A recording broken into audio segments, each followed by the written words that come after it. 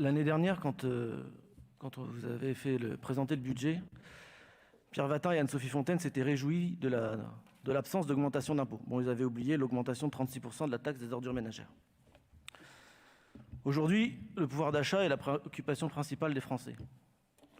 Ce pouvoir d'achat est victime des hausses des coûts de l'énergie, des difficultés sociales, etc.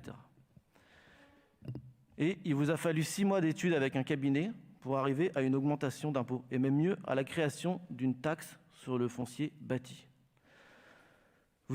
Ce soir, on va créer un impôt pour tous les habitants de l'Arc propriétaires. C'est quand même inouï dans un contexte compliqué pour le pouvoir d'achat.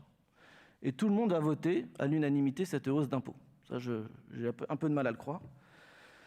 Et ce qu'il faudrait savoir, c'est pourquoi on va augmenter les impôts, sachant que vous aviez aussi la possibilité de ne pas le faire. Comment ? En réduisant vos ambitions. Il ne faut pas avoir les yeux plus gros que le ventre en matière d'investissement. On va voir tout à l'heure le plan pluriannuel d'investissement. Il y a certains investissements qui posent question. On a déjà eu la piste de BMX à 4 millions d'euros à avaler pour les finances de l'agglomération, plus les charges de fonctionnement qui viendront, plus les coûts d'aménagement des branches, des bretelles d'accès. Donc ça, c'est un investissement que vous avez voté il y a quelques mois, il va falloir l'assumer. Il y en a d'autres. Le centre de congrès dans la ferme des Guzy à 3,5 millions d'euros.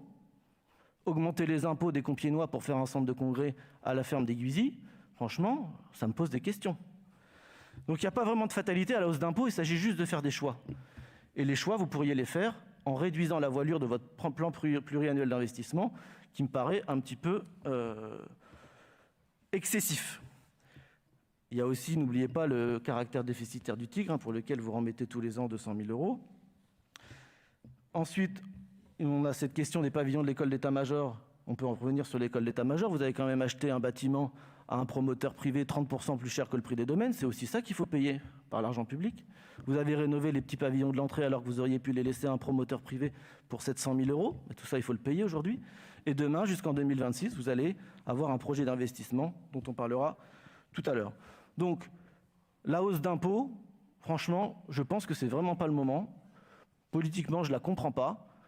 Il y a 72% des communautés d'agglomération qui ont créé cette taxe, mais il y a 28% qui ne l'ont pas faite, donc vous auriez pu rester dans ces 28%.